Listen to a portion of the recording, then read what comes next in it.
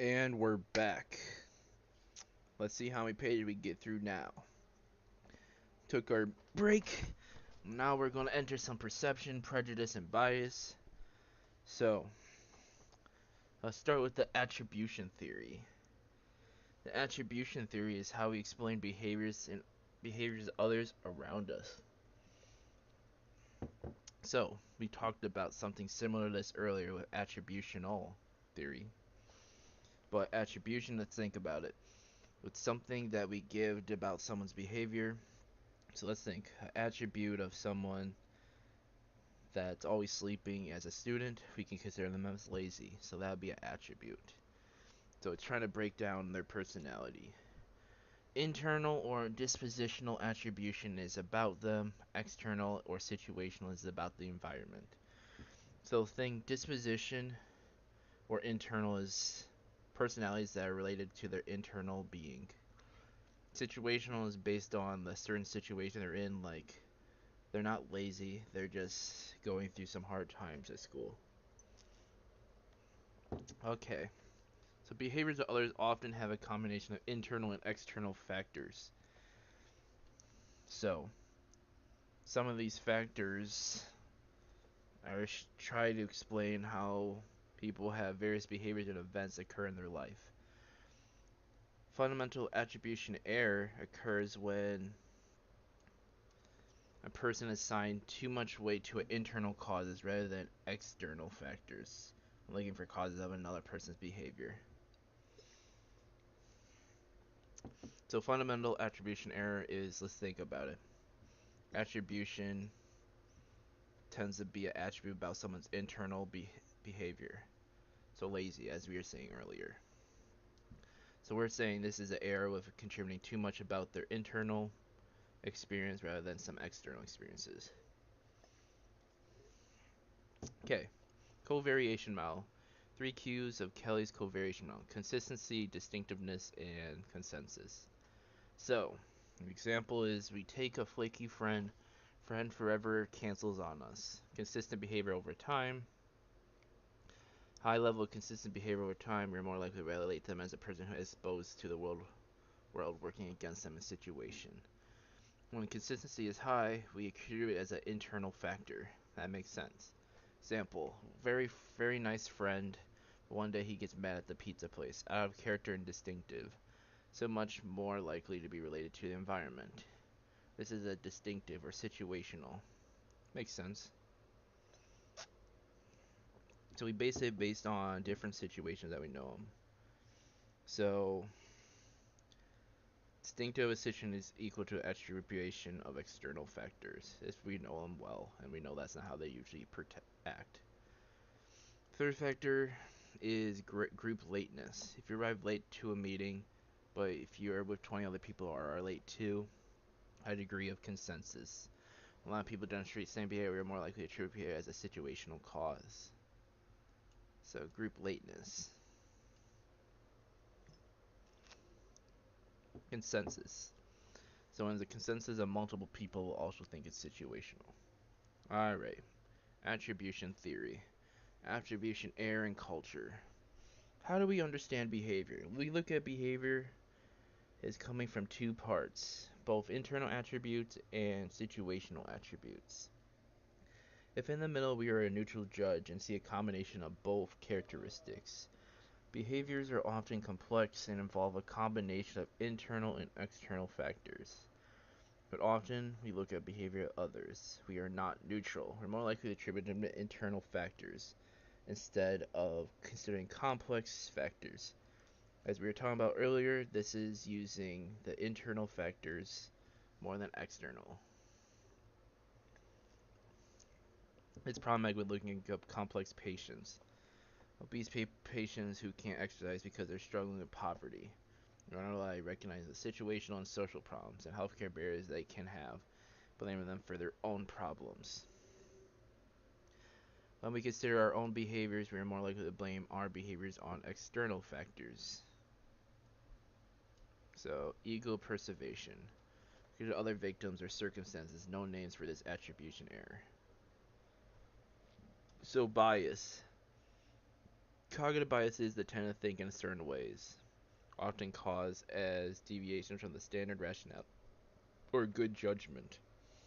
So actors observer bias is where victims but others are willful actors.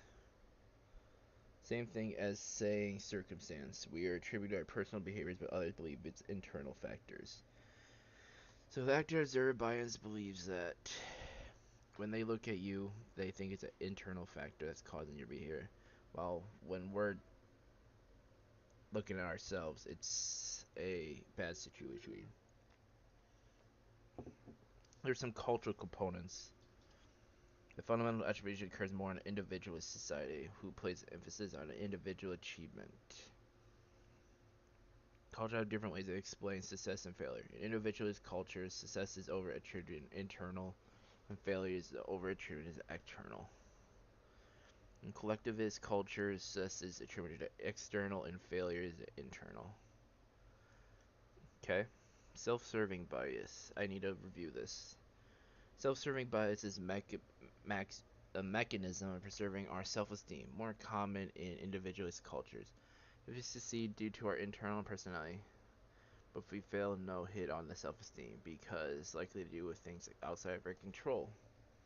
So we're basically altering the way of thinking based on what fits us the best. Individualistic societies tend to demonstrate a great degree of self-serving bias, more important in individual culture because of their emphasis and achievement on success. Optimistic bias is the belief bad things happen to others, but not to us. So, example of optimistic bias is person smoking. They believe that their development of cancer is less likely compared to other smokers. Okay. Stereotypes. Stereotype threat and self-fulfilling prophecies. So stereotyping is attributing a certain thought, cognition to a group of individuals and overgeneralizing. Okay?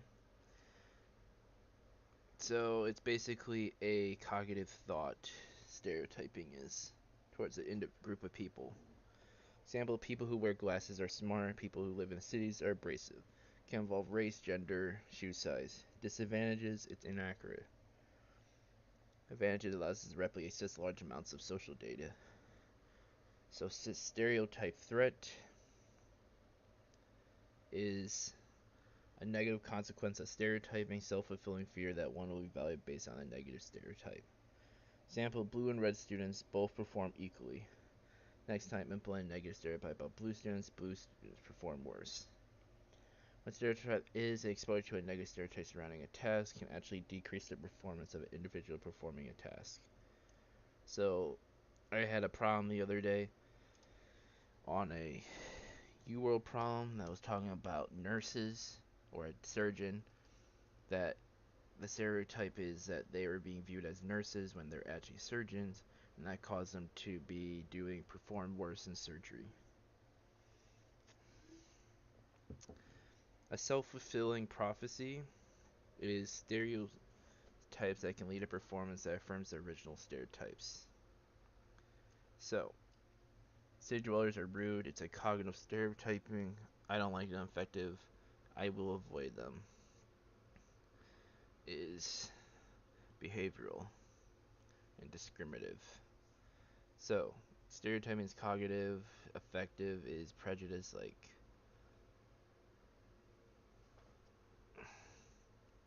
Effective is prejudice, which is like a emotional state. It's a continuous cycle and positive feedbacks on itself. Emotions of cognition in prejudice. Prejudice is made of three components. Cognition is the fundamental underlying, which is the overgeneralized belief. Component 2 is affective. Prejudice carries an emotional component. And component 3 is discrimination. Discrimination tends to alter behavior. It's known as the ABC model. Cognitive, affective, discriminative. Affective behavior, cognitive. That we talked about earlier, but for prejudice though. Scapegoats are a group of people tend at the core of prejudice often a fear of frustration. Scapegoats are a group of people towards whom the aggression is directed. So you're trying to direct a group of aggression towards a group of people. They're a type of personality more subjected to prejudice. One example, which is controversial, is authoritarian personality, who are very prejudiced. They're obedient to superiors but don't have much sympathy for those that deem inferior to them. They're oppressive and rigid thinkers, inflexible with their viewpoints. These people probably have a harsh upbringing and lots of discipline growing up. They use pressure to protect their ego and avoid confronting aspects of themselves because they always focus on others. Personality types are hard to change, so intervention to reduce prejudice by targeting these authoritarian personality types is difficult.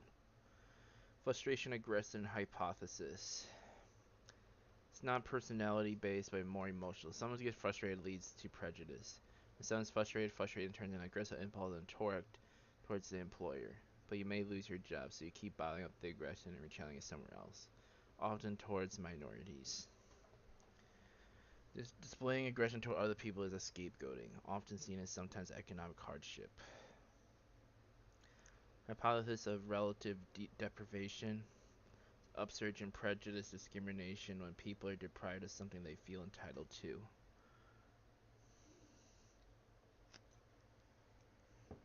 Relative depreciation is the depreciation of what they're entitled to and they get. Extent and how quickly this happens can lead to collective unrest. Link to frustration, aggression hypothesis. So, prejudice discrimination based on race, ethnicity, power, social class, and prestige. So, prejudice and discrimination talk about the relation of racial and ethnic groups. So, physical characters are race, while cultural perspectives is ethnicity. And they can also be based on power, social class, or prestige. Power is like the political power, economic power, personal over other people. Social class is the status is relative. To have higher status, you need to than lower. Social class often sets the stage for prejudice. People on top maintain difference between them and the lower. The just world phenomenon. Good things happen to good people and bad things happen to bad people. The just world phenomenon thinking. High class, social class say they are there because they work harder, and lower social are there because they don't work hard. Prestige also often based on occupation. Minor groups have lower pay jobs typically. Okay. Stigma and social and self. A stigma is extreme disapproval of a person based on some behavior or quality of that person. Typically, a culture will stigmatize a person based on overt physical deformations, deviant personal traits, or deviation from accepted norms. Social stigma is extreme disapproval, discrediting of an individual by society, and comes in two forms: social stigma and self-stigma. Social stigma can be fueled or associated with several other key components: stereotypes, prejudice, and discrimination. Relationships overlap between stigma and these is unclear, and this is variably depends on source. Derived from symbolic interaction as perspectives. Calls attention to how certain individuals or groups face social disapproval. Often the social disapproval is associated with behavior. Social attribution that is devalued. Social stigma against mental health is a big problem. Stereotyping is mentally ill or violent. Cognitive. Being scared of mentally ill is effective. And behavior. So the ABC model as they're talking about is social stigma as well. Social stigma components can be very also social political context. Sexual orientation, for example. Self-stigma is when an individual can internalize all negative stereotypes, prejudice, and discriminatory facts, discriminatory experiences they had, and being able to feel rejected by society, avoiding interaction with others. Example: someone who has HIV and feels the social stigma may go into denial that they have the condition, experiences hit from self-esteem, and suffer from depression. Displays behavior that isolate them from society and stops them from taking part in vocation, education, and other activities. So, here's just a diagram showing a Summary of all that information. Social stigma and self-stigma both impact the individual. There are stereotypes, prejudice, and discrimination. Stereotypes are cognitive, prejudice is emotional experience, and discrimination is behavior. Internals, internalization, or social stigma is rejection, avoidance, denial, and mental health problems. Okay.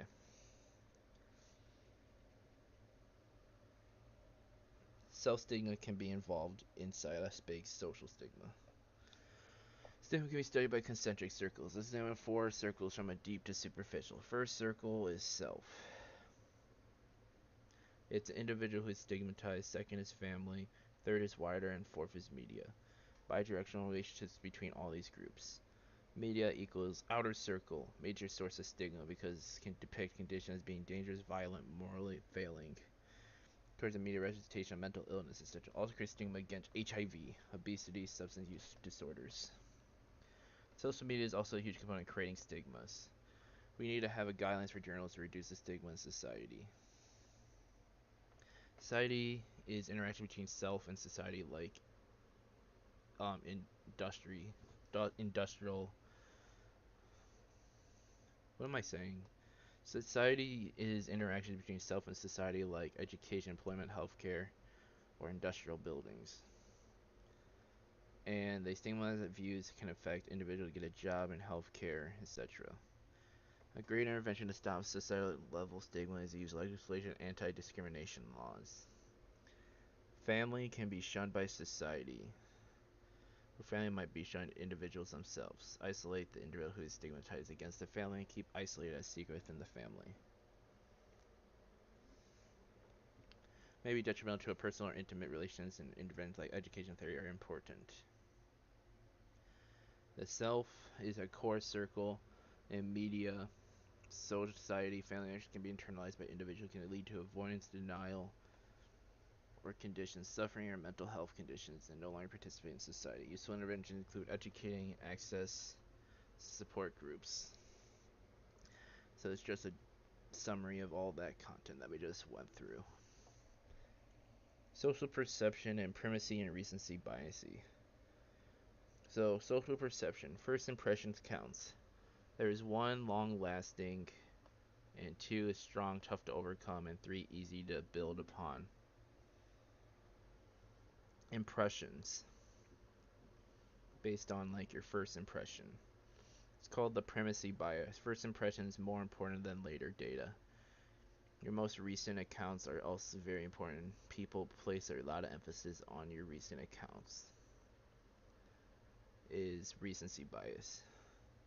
Example, you're good at your last game, last match, but you're bad at your first ever game that your friends saw you watch, so they'll remember that as your primacy bias. Information retention relates to primacy and recency bias. Primacy and recent events are more important in developing memory and variable duration. Between primacy and recency, you might remember some action a bit more if the action is unusual or elicits unusual response. This is explained by the serial number theory. Social perception, the halo effect. The halo effect is a tendency of people to have inherently good/bad natures, rather than looking at individual characteristics. A physical attractive stereotype leads attractive people to have more positive personality traits. Example, Jim, our initial overall impression is in the middle. His accounting rate skills is very high, sales are negative, and leadership is mildly good.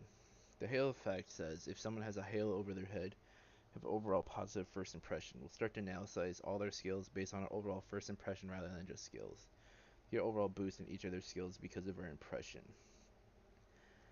Now imagine he has overall very good impression even though he has the same actual skill set. We perceive that person is much better than the skills that he demonstrates, regardless of the evidence. Halo effect often happens with celebrities in greater attractiveness.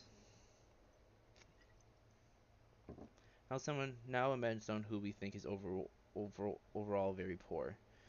Even the baselines are the same, we perceive them using the devil effect or reverse halo effect, and it can carry over some attributes about the person. It happens if overall negative impression being good at accounting, we can reverse them as being mediocre. Example, halo effect. Teacher sees kid who is good and can't do no wrong. Reverse halo effect. Kid who is wrong. Kid who is wrong that can do no right. Okay. The just world hypothesis. You get what you deserve. You got what's coming to you. We talked about this earlier, that the just world is good things happen to good people and bad things happen to bad people. It's a predicted result and consequence of our actions. Example, our college Tom does a notable act, helps the old lady cross the road. Expect a particular pros cons such as reward. Example, Tom performs an evil act, he gets punished. So there's some special force cosmic justice at play. Reason people think in this way because it helps individuals rationalize their other good fortune or misfortune. Also allows people to feel like they can influence their world. These are engaging goal-oriented behavior and plan in the future. So if I go to school, I will be rewarded in life. If I work hard, I will get what I want. If I do it right, I will get rewarded. However, the just rule doesn't always hold true. People are not always rewarded for their actions and punished for their evil deeds. Example, using the just rule hypothesis, we may blame people in poverty for being poor because they deserve it. Or victims of domestic violence for being victims because they deserved it. When the just world hypothesis is threatened, which occurs on a daily basis, we say the world is not fair. We see evil deeds being rewarded and good deeds being punished. We need to make sense of this to keep the just world hypothesis intact. We use rational techniques or irrational techniques. Rational techniques is we accept reality, prevent or correct injustices with charities, signs of petition, or changes in legal systems.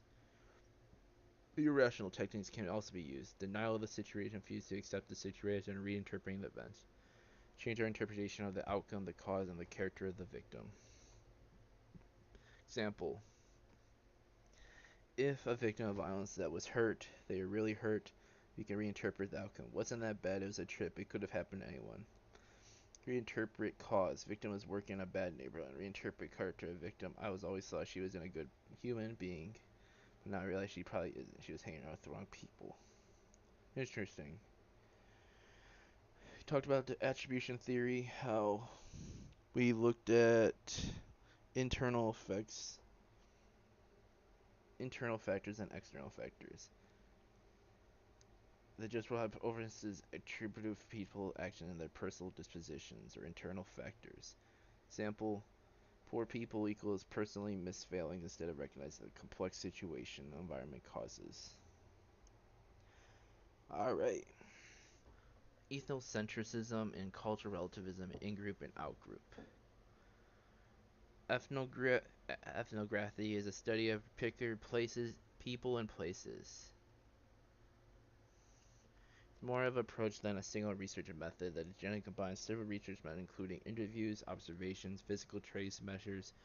Good ethnography truly captures a sense of people and the place and people studied.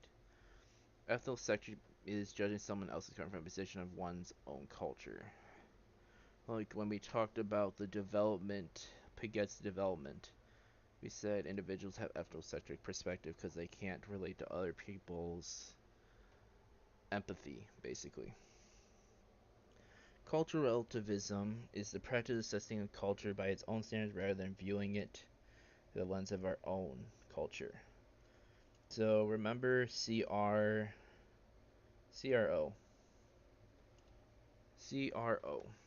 Cultural relativism is looking at its own. There's no absolute right or wrong, but we have different cultures which are themselves valid. Xenocentrism is judging and others' culture as superior to one's own culture. So xeno means since X is above O, since it's usually XO, we'll think the X is superior to one's own culture. Cultural imperialism is the deliberate imposition of one's own culture onto another culture. So that's basically like converting another culture. So how early back in the day England went to many different countries and put their culture onto those people. Like in-group is the one we are connected with us and a strong interaction with those people. Then out-group. Out-group is them and we're not associating they look as conflict. In-group favoritism, we favor slash friendly to people in our own group, but those in the out-group we are neutral. We don't give them favors, and we do in our own in-group. Out-group derogation, we're super friendly to our in-group, but not friendly to our out-group. We discriminate. Happens if we feel that out-group is threatening to our own group success. Group polarization, we talked about this. It's when groups make decisions that are more extreme than individual members in a group would make. This can cause terminal change in the group's viewpoints. So another example of this from the other day is jury members that had a milder decision for giving a sentence to a prisoner. This couple have a more extreme idea and they all fold towards the idea. Attribution behaviors of person or situation. We talked about these all already.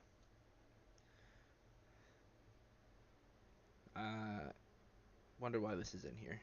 It just seems like a waste of space. Anyway, social behavior. Proximity and mere exposure effect. Okay.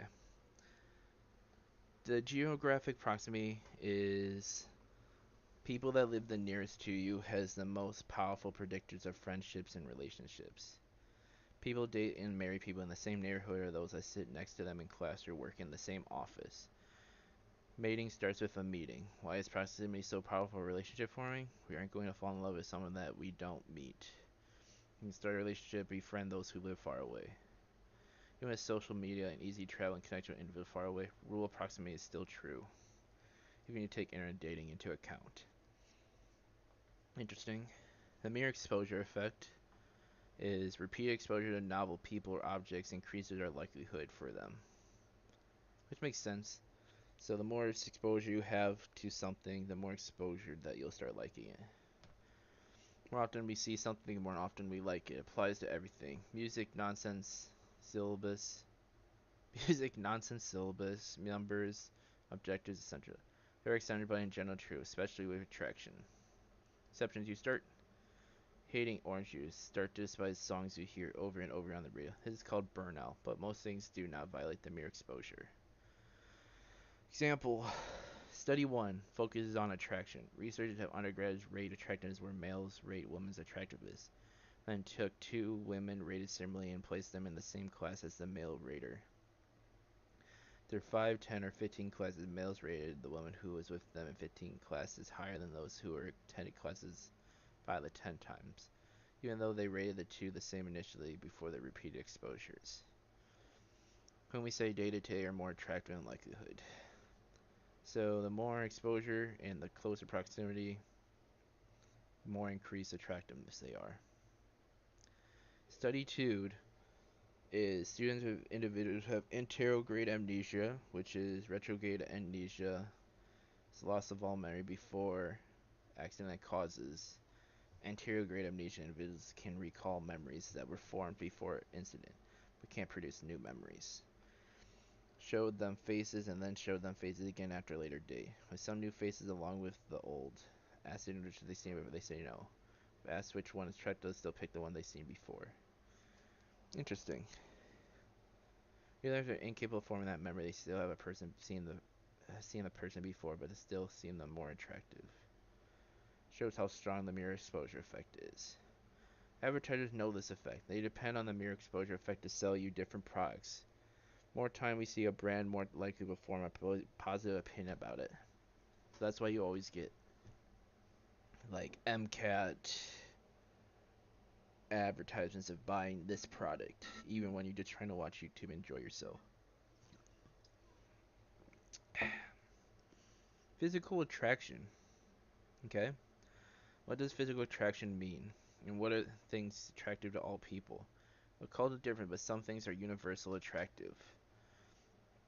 Universally attractive is attractive across cultural backgrounds. Things like youthfulness, skin clarity, body symmetry. For women, low waist hip ratio and full breast. For men, muscular chest and V-shaped torso. Broad shoulders, narrow waist. I don't think that's the right waist, but that's okay. Facial attraction is more important than body attraction. For women, high forehead, small chin and nose, full lips and high cheeks are attractive. For men, strong chin, jaw, cheekbones, and long lower face. Both men and women are attracted to high level sexual dimorphism, the degree of difference between male and female's anatomical traits. Averageness is attractive. Turns out unique traits are not most attractive. Attractiveness is related to averageness. Most respondents pick 32 phase average as much attractive and 2 phase average less. Even if you average 32 different phases, still looking at the same as the average of 32 other phases, suggests there's some prototype. Similar things are influence attractiveness. Example, red background is more attractive than white background. Unrelated physiology arousal also influences attraction. Individual who just walked across a narrow bridge leads to increased rate of women. Say that again? Unrelated physiological arousal also influences attraction. Individual who just walked across a narrow bridge leads to increased rating of women. Because during attractive synthetic arousal occurs as well, fast heart rate. When you're physically attracted to someone, you experience this fast heart rate. Our brain recognizes synthetic arousal from high heights and being attracted together. Someone to be attracted to you, take them on a date to a music park. Interesting. Similarity. How similar someone is to us is a huge predictor of attraction. Close friends and couples are more likely to share a common attitude, beliefs, interests, and values. We tend to partner with people who match our age, race, religion, economic status, and education level. We like people who are like ourselves in look. Demonstration through experimentation, correlation, and survey. One study, 2 people brought in the lab, and they were told they were going to be playing a game. One person was a Confederate in the study of the entire game. Participants were split into 2 conditions. 1, participants saw a picture on the other player, and 2, pictures shown on the other participant with some of their own facial features mapped onto it. Results show that the individual is more likely to cooperate with the other player with the other similar facial features as their own.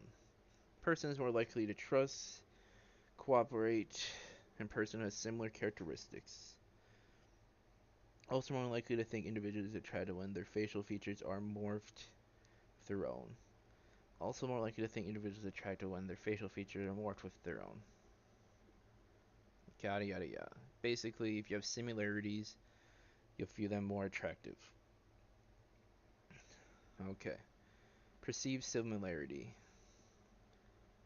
Can also stay together due to perceived similarity, because over time, interests and beliefs are more aligned. Become similar as time goes. Perceived similarity are just perceived. They think the other person is similar to them. Could result in similar bias. Implies we will not befriend people different from us. Could result in a similar bias. Implies we will not befriend people different from us. A projection bias is when we assume others share the same beliefs as we do. False consensus is when we assume everyone agrees with what we think, even if they do not. Okay. The Harlow monkey experiment. I remember talking about this. I don't remember why I talked about this, but I do remember talking about this in one of my classes. The Harlow monkey experiment was caused attachment is a close bond between mother and child. Scientists use it to think it was food. Mom has food. That is not true. Mothers provide more than that. Scientists conducted the Harlow monkey experiment. Separated monkeys from mothers at young age, controversial today, and gave them between 2 substitute mothers. A vague monkey-shaped structure was placed in a baby cage. First option was a wired mother, vaguely face-like shape on top of it, and chicken wire wrapped in a cylinder. In the middle was a feeding tube. The mother provided food. The second mother was the clove mother. Same shape, size, but not instead of chicken wire. It had a soft bling around it. This mother can provide comfort. Baby monkeys overwhelmed preferred to choose the cloth mother. Spent the large majority of time clinging to it. If it had to feed, tried to eat while staying attached to the clove mother. Shows that attachment basis to mother is due to comfort, not food. Clove mother act as Secure base. Ancient monkey is comfortable enough to explore the world and cage around because its known cold mine will still be there. Interesting. Secure and insecure attachments. Young babies are happy to be passed around, but then around 8 months, stranger anxiety sets in. Okay. If babies don't see grandma often, they might not want to be held by even her. Children end up being wary of strangers and even people they know. Some don't have stranger anxiety though, and some babies don't have a strong bond with their caregiver. So Mary's and Worth's strange situation is done to try to understand why some babies have strange anxiety and some don't. This research focuses on mother-child interactions primarily. Okay. Experiment. Number 1. Mother and child in room with a stranger. Stranger is part of the experiment. Child allowed to explore. Neither stranger nor mother interact with child. Purpose, would they explore the space? Number 2. The mom leaves the room without calling too much attention to herself and quietly leaves. They left alone with stranger. Purpose, what is the child's response when the mother leaves? Does child keep playing or does child start crying? Number 3 is then mother returns. Mother strange and baby in the room. Purpose, what is the child's response and when mother returns? Are they happy, sad about her return, or ignore herself? Researchers, make sure everything's going fine. Yeah. Yes, okay. Researchers found children continue to be split into 2 groups. Those with a secure attachment and those with an insecure attachment. 6% were a secure attachment. Which child with secure parent explored room might have stayed with mother and eventually explored room. When parent left, child became really distressed and upset. Parent came back, they would go to mother and be happy. 40% were classified as an insecure attachment. Children clinged to mother and stayed with mother and did not explore. When mother left, became upset and distressed. Distress did not go away when she came back. Others were avoidant, were not upset when they left the room and were different to her when she returned. What causes this? What causes have the secure while others have insecure? It's the parenting style. Parenting style is the mother who are sensitive to the child and response have a secure attachment, and those insensitive form insecure attachments. So insensitive parenting does not mean child abuse or neglect. Remember that. Difference in parenting can be observed by a parent looking at the phone while a child is calling for attention. They do continue to look at the phone when the child is calling for attention, or they do not stop looking at their phone. Does this parenting style have a long-term effect after childhood? Yes. Early attachment styles form basis of adult relationships later in life, especially when comfort with intimacy and relationship. Secure attachment of mothers leads to secure attachment of partners. Feels secure and trusts of partner. Insecure attachment of mother means they feel anxious about the relationship with partners and others. Might avoid being too attached to any one person. Attachment style of infants affect their attachment with their own child. Secure attachment people tend to have secure attachment with their children, and insecure attachment people tend to have insecure attachment to their children. How comfortable we feel with parents with first year of life affecting us into childhood. There's different types of parenting styles: authoritarian, permissive, or authoritative. Authoritarian parenting is very strict, breaking will of child punishment. Authoritative is also strict, consistent, and loving, but more pragmatic and issue-oriented and listen to the child arguments. Balanced, responsive. Permissive parenting, indulgence, non-direct, and lenient. Few behavioral expectations for child. Okay.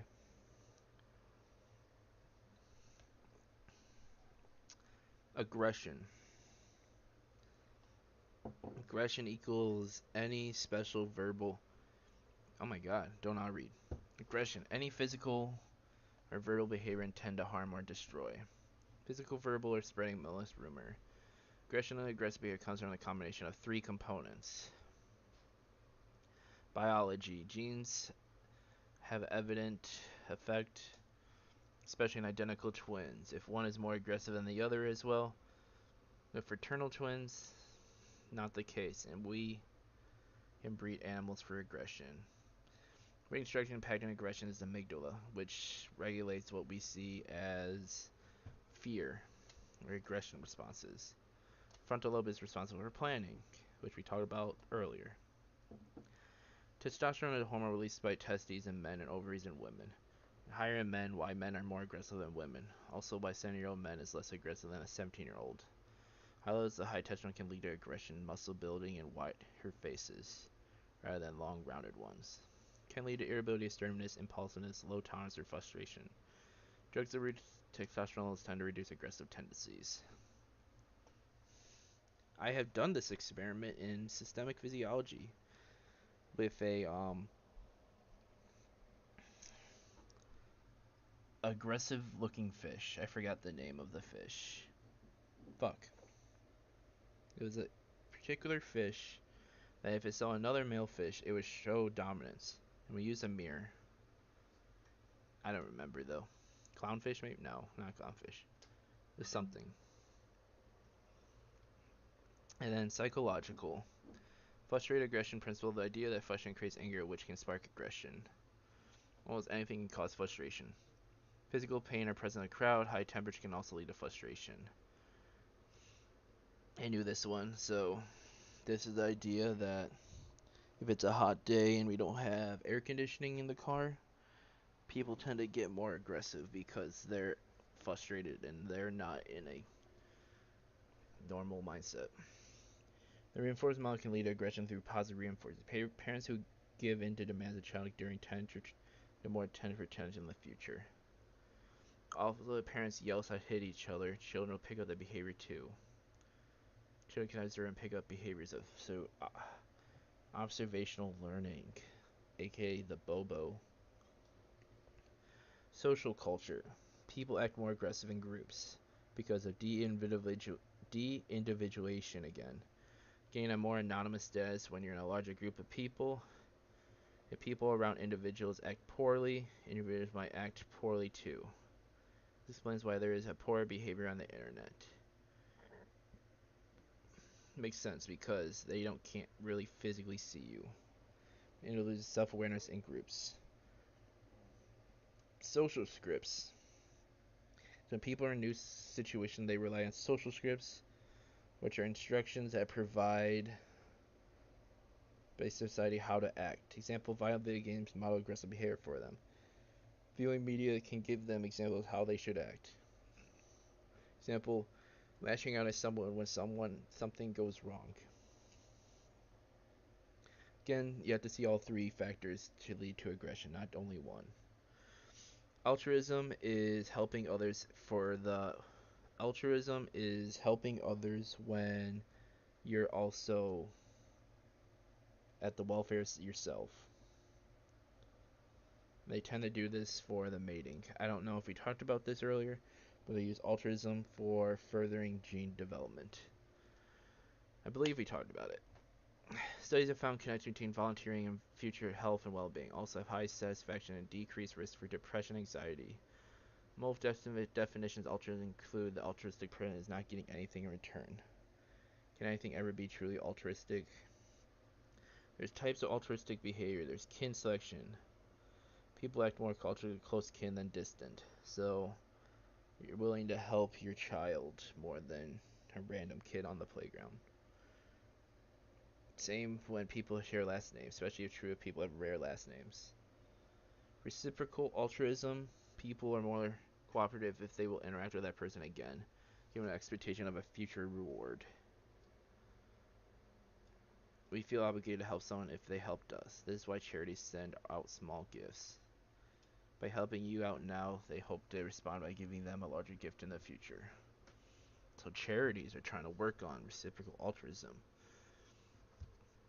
Co-signaling gives signals to others that person who giving signals to others that person who gives giving has resources. People have increased trust in those that know they have helped others in the past. Signal that person is open to cooperation. Altruism has an altered motive in above the three. There's always a reason. Not completely selfish. It's just to gain a benefit of one of the three above. Empathy, altruism hypothesis. So that some people are altruistic due to empathy. High empathy equals high to altruistic behaviors. Those who score higher on empathy are more altruistic. Early development trajectory. Helping behaviors begin early. So newborns cry when other newborns cry. Helping behaviors begin around age 2. So sharing toys and helping. Age 4 begins actual helping. Says that altruism might be a normal human behavior because it occurs at such a young age. It would tendency to help others without ulterior motive. Let's talk about social support. Say you have a bad day at work or school. You would call your friends, parents, reach out to people online, and your social network in the time of stress. Social support is more than just friends. It's from everyone we reach out to. Individuals can give many different types of social support. Essential. Always have social support even when you're stressed. So, emotional support is someone is listening to you and emphasizing with your symptoms. It can be physical support provided by being closeness to you. Esteem support is expression of confidence and encouragement, things people say to let you know they believe in you. It can come from family and friends, but also therapists and coach. Informational support is what I'm doing right now for myself or others. I'm reading this for someone just to listen to it or provide information and give it like my own examples here and there to help them remember it. Tangible instrumental support is financial assistance. It's also considered material support. That's what I would call it. It's when you get support through material objects. Companionship is that type to give someone a sense of social belonging. This is also considered society support. Just give someone a sense of social belonging, companionship that you're involved. Social support network is huge. Can come from friends, family, pets, co-workers, partners, computing organizers, health workers. And it's very important. It helps determine health and well-being. Good social support equals less mental health issues. People with low social support report more symptoms related to depression, anxiety, more mental disorders, more likely to have alcohol and drug problems. Also higher risk of death from cancer and heart disease. It's why it's important to provide support for people around you too, because it pays attention to your own social support. You're part of the web of social support for other people, just like others are social support for you. Okay, social interactions. So I'm feeling pretty confident on this content, so we can maybe go through it quicker. Status and social status is a person's social position in society. And it's basically different labels or roles that they've been prescribed based on different things that relate under that role. Such as a president of an organization, you have the duties of controlling over your members and respect of them as well. Ascribed statuses are status that you achieve at birth, so as like certain cultures have like the caste system that they have medium class, higher class, like that. Achieve status is through your own merits and working, such as right now I'm studying for the MCAT to hopefully achieve the status of becoming a doctor. The master status is the top status that you want to be known as that overcomes the other statuses. So the master status of a doctor would be doctor, but they have the other status of father and father, but their master status would be doctor. Whatever they identify the most with. Role strain is when multiple role strains occurs when there's multiple obligations under a status that cause attention within one status. Causes individuals to be pulled many directions by one status. Example, a student has to write 2 papers, 5 reading assignments, give a speech, 2 lab reports in 1 week. Relatable. Role conflict is the conflict between 2 or more different statuses, unlike role strain. Role conflict, think about, is you're a father, a husband, and a worker. When a father has to be late, when a husband's late on his anniversaries because he has working to pay for the house or his patients. Define a stress that people feel when they are confronted with incompatible expectations across different social statuses that they occupied. Role exit is just think they're exiting a role that they no longer will be engaged in. So, like if you're working at McDonald's, you exit that role when you quit. primary and secondary groups. This is also familiar to me.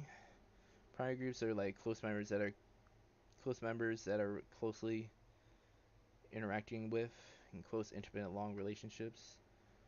They tend to have belonging and shared identity. You have a sense of loyalty to each of the members, and they value as a part of itself, not for some sort of goal. Primary group is your core social group: parents, child, family, close friends, long-term relationships. In-group is a group you're affiliated with based on identification, such as ethnicity, nationality, gender, religion. Second groups are more formal, impersonal, temporary business. They can be limited and have a goal. These short terms are seen. So you can think of a secondary group is you're paired with a random group of people in your class, and your goal is to complete the group presentation. So that would be your secondary group. Okay. That's just examples if you need to read it. We already talked about ethnocentrism and cultural relativism. Ethnocentrism is focusing on trying to put your culture beliefs onto other cultures and comparing them. Cultural relativism is looking at that all cultures are different and that we're not comparing them. The dramaturgical approach sounds like drama, so we have like a front and backstage, which we'll talk about. So the dramaturgical approach is the concept of the front stage and backstage, as I was telling you about. Press and management and communication are all relevant to the dramaturgical approach. So, Irving Goffman studied nature of people's interactions.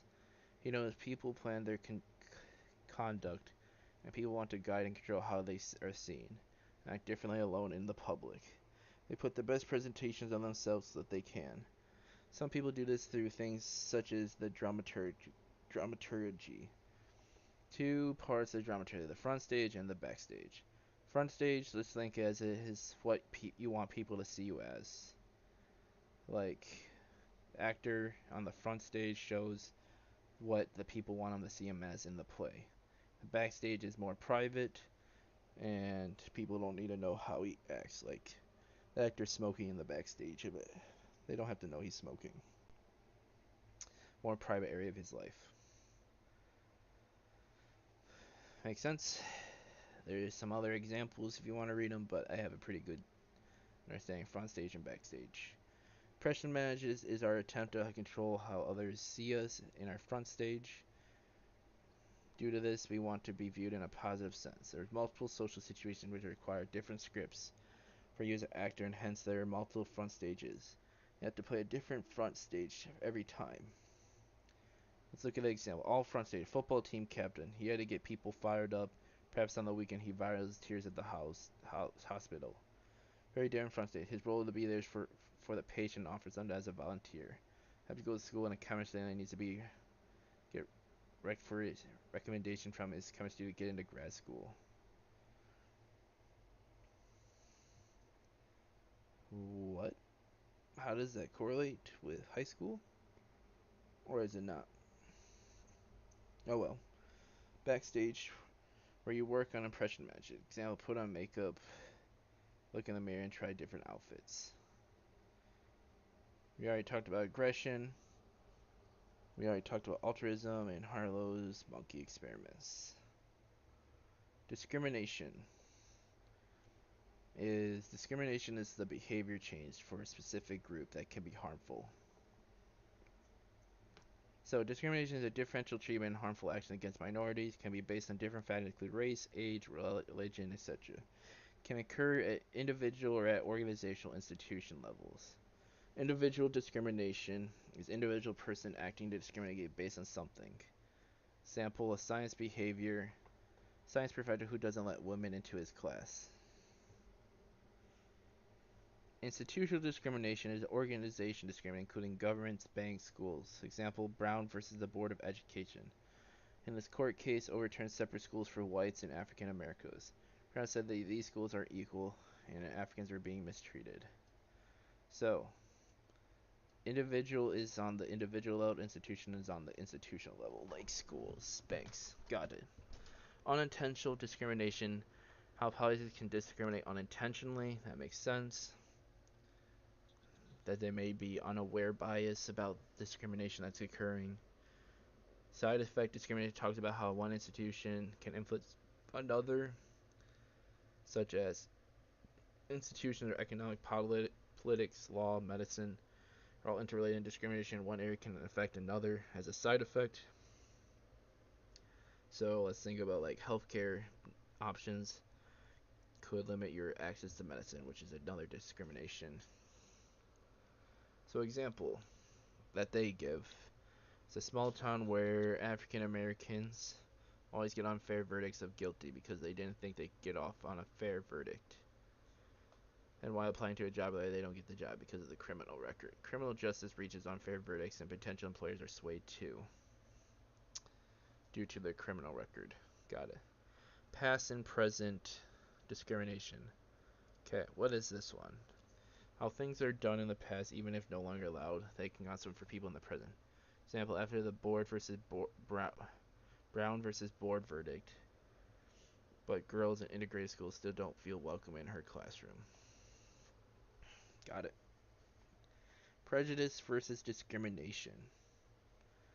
So, prejudice is the emotional effect, discrimination is the behavioral effect. So, prejudice is the attitudes that prejudice against a group, usually negative based on facts. It makes assumptions about everyone in a group without considering their differences. Discrimination is differential treatment and harmful actions against minorities. Actions are being taken on negative attitudes. So, example says there are women who are very good at the job. It doesn't promote her just because she's a woman. Example, discrimination. Example is Jews in the World War II in Germany required to wear yellow stars. And in Parliament in Africa from 1948 to 1994 were negative attitudes and actions against minorities. Actions taken in both situations. Alright, we'll do this page and then this page and then we'll stop at 252. So, organization and bureaucratization. So organization and bureaucracies play a large role in our life. Organizations are institutions designed for a specific purpose, collective goal, and try to allow. So example, McDonald's, Time Warner Cable, Postal Service. Utilitarian organizations are members are paid and rewarded for their efforts. I need to review these because this is my first time ever seeing these. Now, business, government, university receive diploma in exchange for your time. Normative organization, member comes together through shared goals. And religious groups or mothers against drunk driving. Positive sense. Coercive organization members that don't have a choice about membership. Example, people in a prison or in the military. You need to be discharged to leave. Usually highly structured and have very strict rules. Organization can achieve maximum efficiency through bureaucracy. Bureaucracy is the rules, structure, and ranking that guide organization. Does not mean something's negative lines or red tape. Bureaucratization is a process. It's a process by which organizations become increasingly governed by laws and policies. Example, customer service now moves through 12 menu options before reaching someone to help you. Interesting. Iron rule of oligarchy. Even more direct organizations become more bureaucracy over time, and they're governed by a selected few. So, governments that have only a selected few to make decisions. Also, those who achieve power might have skills that make them valuable. Oligarchy is a small group of people that control the country. McDonaldization is the policies of fast food organizations have come to dominate other organizations in society. Principles, efficiency, calculability, predictability, uniformity, and control. These principles have come to dominate everything from medicine to sport events to entertainment. Example, movie theaters all look and work similarly with same concession stand look same, carrying same brands and same popular movies. Same seating arrangement looks the same, and the number of screens is the same. All tickets are the same, especially online. Same pre-show entertainment. It's a bad thing. Persuasive through society. Ideal bureaucracy. Max Weber. I wonder if this is the same guy as Weber's Law. Maybe not. But Max Weber studied the structure of organization. 5 main characters of ideal bureaucracy. Okay. Regardless of the goal of the organization. Division of labor. People are trained to do specific jobs. Pro, people are better at tasks and increase efficiency. Con, increase alienation in workers, separating them from other works. Conflict theory. And I don't see work from beginning to end. Can lead to less satisfaction, which leads to less productivity. Also in trade capability. Where workers are so specialized in tasks they lose touch with overall picture. Example, administrators don't teach classes at university, and professors are not responsible for building maintenance. Makes sense. Hierarchy of organization. Each position under supervision has a higher authority. Not all people in organization are equally. Okay. Pro, clarify who's in command. Con, deprives people of voice in decision making. So a college institution sometimes. Written rules and regulation. Pro, clear expectation, uniform performance, equal treatment of employees, and sense of unity. Con, stiffening creativity and too much structure discourages employees from taking initiative. Goal displacement. Okay. Impartiality is how individual and officials conduct acting in unbiased manners. Personality is how officials conduct activities in unbiased manners. Employment based on technical qualifications. Hiring and bureaucracy is based on qualifications a person have and favoritism. Employees based on technical qualifications. Hiring and bureaucracy is based on qualification and person here, not favoritism of personal rivals. Pro, decrease discrimination. Con, decrease ambition. Leads to Peter's principle, where every employee in hierarchy keeps getting promoted until they reach the level of incompetence. I mean, a position because they're not good enough for the next. Got it. We already talked about social support and the many different ones. Self-presentation, interacting with others. We talked about all of those. And then we'll talk about biological explanations.